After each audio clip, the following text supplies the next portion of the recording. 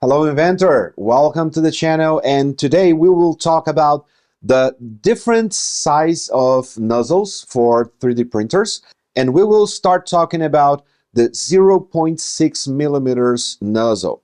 And I will show you the results I had printing with this different size and talking about the advantages and some disadvantages that you must to consider before buying different size of nozzle, especially the 0.6 millimeters. So keep tuning to this video because this is a part of a series where I will talk about the 0.6, 0.8, and 0.25 millimeters comparing to the 0.4 millimeters that is the default size you will have on most printers you can find on the market. So let's start talking about the 0.6 millimeters nozzle for 3D printers, and let's start inventing.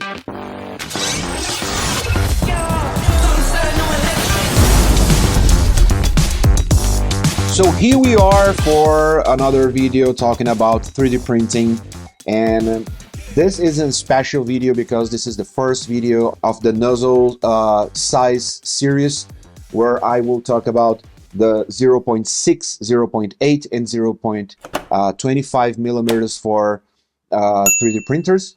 And today I will start talking about the 0.6 millimeters. So just to be clear, this is a FlashForge nozzle, okay? So I will run all the tests of this series using the FlashForge because, on my opinion, the FlashForge 5M Pro is the only true quick swap nozzle that you can find on the market, because you don't have to screw anything when you are changing your nozzle. It's so simple. It's just a matter of a couple seconds to change the nozzle and then start printing with another layer size and things like that. Of course, you can use different layer heights depending on your slicer configuration, but when you use different nozzle size, you have different filament flow in your nozzle, and you can use different sizes, even having the possibility to change the layer height using the same nozzle size. But when you use a larger nozzle, you can use higher layers, okay? So let's start changing the nozzle of my FlashForge 5M Pro. You can come with me. This is very, very simple, okay? See, I have my 0.6 here. Here is my FlashForge. It's on. You don't have to turn off your printer to do this. It's super simple. Just pull the PTFE tube, cut the filament right at the bottom, exactly as you do when you are changing your filament. Then you can go down here. Then the only thing you have to do is pushing these two buttons on each side of the head and then pull your nozzle down. Then you will have a little bit of pressure because the filament is passing through the extruder gears, but just pull this carefully and then you will release the nozzle. Just cut right at the bottom and remove this little piece of filament you have on the other side. Now, when you need this nozzle again, the only thing you have to do is this. Let's put the 0.6 millimeter back. So the only thing you have to do is find the place, and you don't have to push the buttons again. You just have to push the nozzle up and then you have your nozzle on place. So now just put the filament back. Come here, click on the info icon, select nozzle model, and select the size of the nozzle you just put there. So in this case, it's 0.6 millimeters. So now the only thing you have to do is extruding your new filament, and then in a couple seconds, your printer will be ready to start printing. Okay, so let's talk about the results I had printing with the 0.6 millimeters. Okay, So I ran some tests using the default profile for filaments, and then I ran some custom profiles. I've tried to fine-tuning the filament to make sure that I was using the better configuration for this filament. And just to be clear, I chose to use the Hyper PLA from Creality to be impartial about the filament, especially because the most people around the world will have access to this kind of filament, like eSen or Creality Hyper PLA or other kind of materials like this that you can buy from China. On Europe, Australia, United States, you can have access to this kind of filament. But one thing that I figure out during this test is I've basically didn't have a significant difference between the default profile and the fine-tuned profile for this filament. I have two considerations about this. One is that the default profile for FlashForge, Creality prints, Bamboo, and any other printer from China, they are calibrated with Chinese filaments, okay? The other point is in most cases, when I try to run fine-tuning using Brazilian filaments, I have a better results. I have a better performance and better quality on the final model I have from my printers. Even having a great calibration using the default profile for Chinese filaments, I have to say that with good filaments, with high-end filaments, we can have better results than when we are using this. So let's start talk about the results, okay? So I've started printing this Ninja Turtle with the 0.4 millimeters nozzle that you will probably have on your printer. So this is the result using the fine-tuned profile, okay? So we have a great printer with great finishing, good details, everything is perfect, is good. Then I've printed the same file, the same STL using the 0.6 millimeters nozzle. And then this is the result. So let me show you side by side. If the camera is not showing you the details, I will put an image using a macro lens. So then you can see the details side by side with these two pieces, and then you can see the difference between the 0.4 and 0.6 millimeters nozzle. So then you can compare the results. So let's talk about the performance, okay? So using the default filament, this piece that it's basically two pieces. So it's the base and the bust that you have here. Those two pieces took 3 hours and 15 minutes using the default filament profile. And with the 0.6 millimeters, we had a time of 2 hours and 27 minutes. Basically, we earn about 24% of performance having the same quality when printing. I'm talking, when I talk about quality, I'm talking about the calibration, the right flow for your filament and things like that. Of course, you have differences, especially on the top of each model, on the shoulders and on the top of the head. Then we can see the layers more clearly on the 0.6, of course, but the quality of print, I mean, how the filaments are well printed on these two pieces, like the alignment and things like that. So respecting this, I ran a fine tuning that basically did no difference, okay, on the calibration for the 0.4 millimeters. And then we had the same 3 hours and 14 minutes to print. And I had just a small improvement on 0.6. So from 2 hours and 27 minutes of printing time, I have 2 hours and 22 minutes using the fine-tuned profile for the Hyper PLA. So comparing 0.6 to 0.4, Here I had an improvement of 26%, almost 27% of reduction on the printing time. So then I ran another test using the adaptive layers.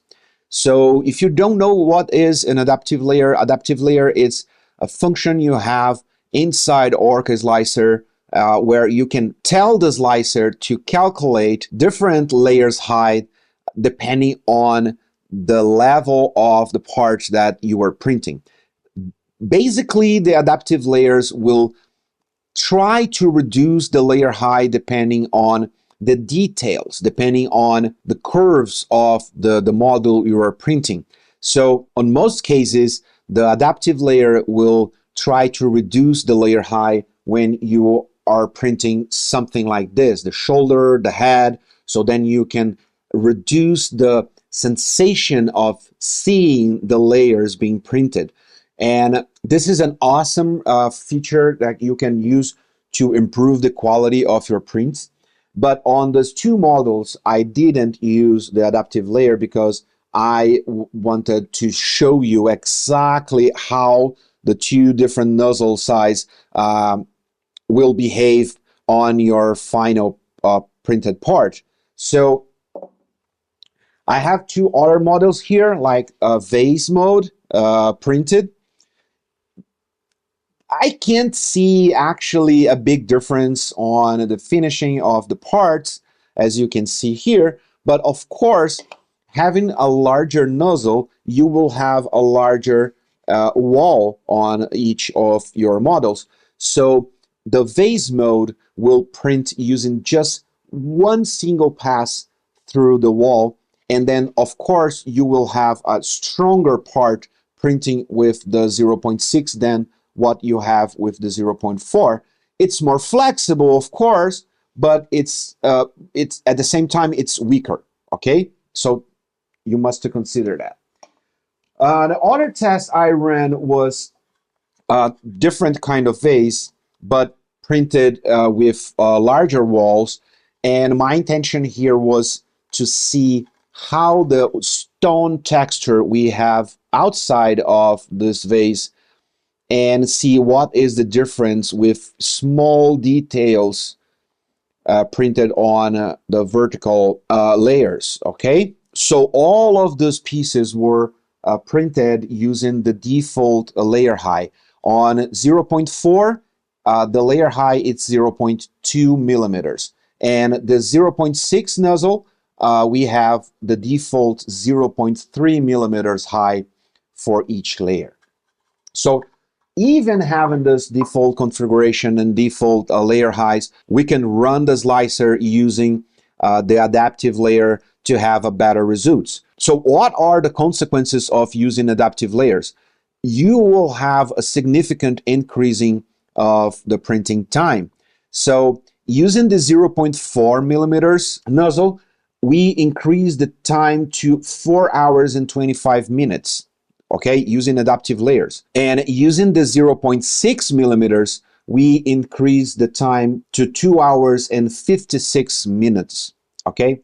So comparing 0.6 to 0.4 on the same modality of printing, like using the adaptive layers, we had an increasing of 33% considering the saving time when printing the same part, the Ninja Turtle. The main difference between the adaptive layers with 0.4 and 0.6 millimeters is when we were slicing the 0.4, we had the minimum layer height of 0.08 millimeters and the maximum height of 0.22. And then when we are using the 0.6 nozzle, we had the minimum height of 0.15 millimeters and the maximum height in 0.35. So what is the difference considering the timing when we have this variation? It means that on 0.4 we have 0.08 to 0.22. And with the 0.6 millimeters nozzle, we have a kind of interconnected range like starting on 0.15 and going up to 0.35. We have this intersected range of layer heights that makes basically, it saves time when you are printing with 0.6 millimeters, but even like that, we can, using the adaptive layers, we can reduce the effects of this larger nozzle using the adaptive layer and getting basically on the middle of the most detailed printing using the 0.4. Here is another important information about comparing the 0.4 and the 0.6 millimeter nozzle. If you are increasing in 50% the size of your nozzle, you will increase in 50% the wall thickness. So in the model where you have to have maybe 3 layers, for example, using the 0.4 millimeters nozzle, using the 0.6, you can reduce that to 2 layers. So then you will have the same wall thickness, but having to pass 50% less times to make the same wall thickness. So in this case, using the 0.4, you can print a model with 3 walls, with 3 layers walls. You can print that model in 3 hours and 30 minutes. So using the 0.6 millimeters and reducing the wall to 2 layers. And of course, so then I can reduce in 50% the infill. So reducing to 2 layers and the infill to 10%. I can print the same part that with the 0.4 millimeters took 3 hours and 30 minutes, then using the 0.6, I can reduce that to 2 hours. And if I want to elevate that to the extreme time-saving model, I can just eliminate the infill, letting the slicer to put some kind of bridges inside the model when it's necessary. So doing that, I can even decrease the printing time to 1.5 hours. So it's a significant improvement when you need to print something. But it's very, very important to consider that this technique will depend on the model you are printing. So consider that, run some tests, and make sure that it's worth the time you are saving, and the model will be strong enough as you need.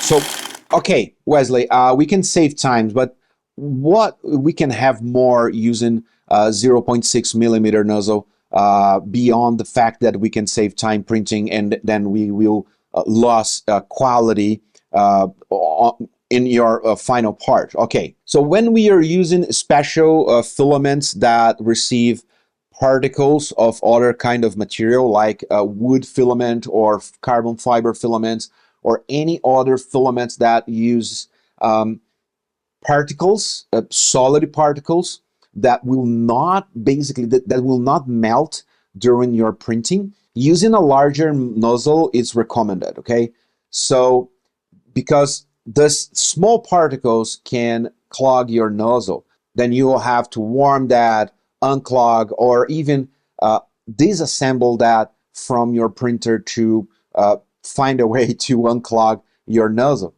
Using a larger nozzle can avoid these small particles of wood and carbon fiber to get stuck in your nozzle. And then you will have to basically unassemble your hot end to try to fix that. And other situation, it's about the part resistance.